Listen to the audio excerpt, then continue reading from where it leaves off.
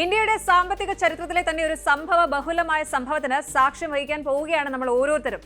ലോകം മുഴുവൻ ഉറ്റുനോക്കുന്ന ആ മദർ ഓഫ് ഓൾ ഡീൽസ് അണിയറയിൽ ഒരുങ്ങിക്കഴിഞ്ഞു. ഇന്ത്യയും യൂറോപ്യൻ യൂണിയനും തമ്മിലുള്ള ചരിത്രപ്രധാനമായ ഫ്രീ ട്രേഡ് എഗ്രിമെന്റ്, സ്വതന്ത്ര വ്യാപാര കരാർ ഈ റിപ്പബ്ലിക് ദിനത്തിൽ യാഥാർത്ഥ്യമായേക്കുമെന്ന ശുഭസൂചനകളാണ് ഇപ്പോൾ പുറത്തുവരുന്നത്.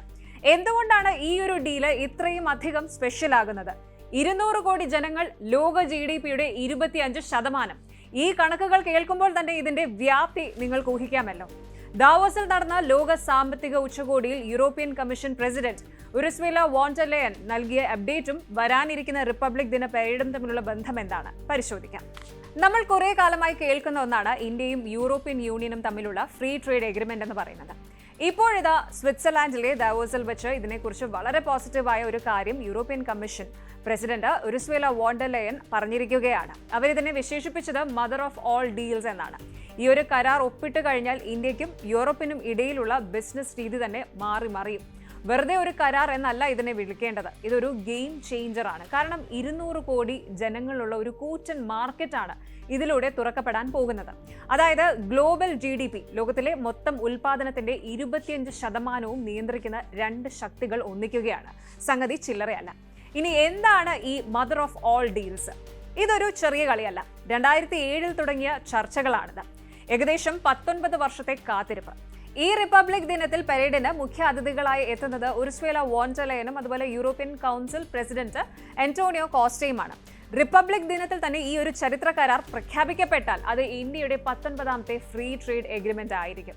UAE, ഓസ്ട്രേലിയ, UK തുടങ്ങിയ രാജ്യങ്ങളുമായി നമ്മൾ കരാർ ഒപ്പിട്ടിട്ടുണ്ട് എങ്കിലും 27 രാജ്യങ്ങൾ ഉൾപ്പെടുന്ന യൂറോപ്യൻ യൂണിയനുമായുള്ള ഈ ഒരു ഡീല് ഇന്ത്യയുടെ എക്സ്പോർട്ട് സെക്ടറിന് നൽകുന്ന ബൂസ്റ്റ് ചില്ലറയല്ല. പ്രത്യേകിച്ച് ടെക്സ്റ്റൈൽസ്, ഫാർമസ്യൂട്ടിക്കൽസ്, IT മേഖലകൾക്ക് വലിയ സാധ്യതകളാണ് മുന്നിലുള്ളത്. ഇത്രയും കാലം ഈ കരാർ നീണ്ടുപോകാൻ ചില സ്റ്റിക്കിംഗ് പോയിന്റ്സ് ഉണ്ടായിരുന്നു. ഇപ്പോഴും പൂർണ്ണമായും പരിഹരിക്കപ്പെടാത്ത ചില കാര്യങ്ങൾ അത് ഇവയാണ്. ഒന്നാമത്തേത് കാർബൺ ടാക്സ് ആണ്, CBAM. യൂറോപ്പിലേക്ക് സാധനങ്ങൾ കയറ്റി അയക്കുമ്പോൾ പരിസ്ഥിതി മലിനീകരണം കുറവാണെന്ന് തെളിയിക്കുന്നവർക്ക് നൽകേണ്ടി വരുന്ന ഒരു നികുതിയാണിത്. ഇന്ത്യ ഇതിൽ ഇളവ് ചോദിക്കുന്നുണ്ട്. സ്റ്റീൽ, അലുമിനിയം മേഖലകളെ ഇത് ബാധിക്കാറുമുണ്ട്. അടുത്തത് ഓട്ടോമൊബൈൽ സെക്ടറാണ്.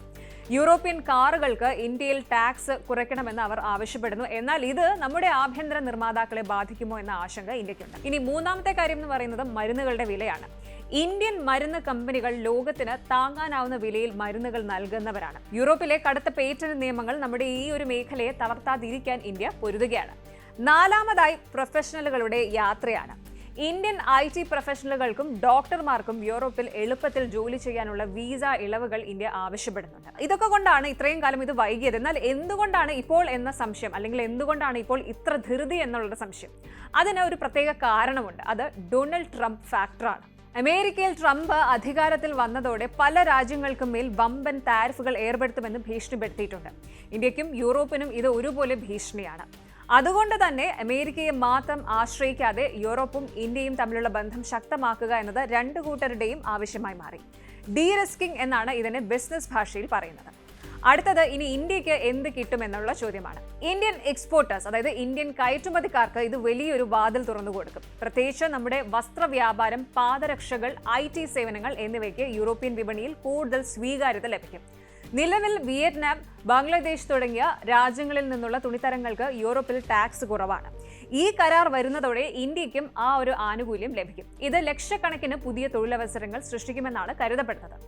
അപ്പോൾ റിപ്പബ്ലിക് ദിനത്തിൽ നമ്മൾ കാത്തിരിക്കുന്നത് ഒരു സാധാരണ പരേഡിന് മാത്രമല്ല, ഭാരതത്തിന്റെ സാമ്പത്തിക ഭാവിയെ മാറ്റിമറിക്കാൻ പോകുന്ന ഒരു വലിയ പ്രഖ്യാപനത്തിന് കൂടിയാണ്.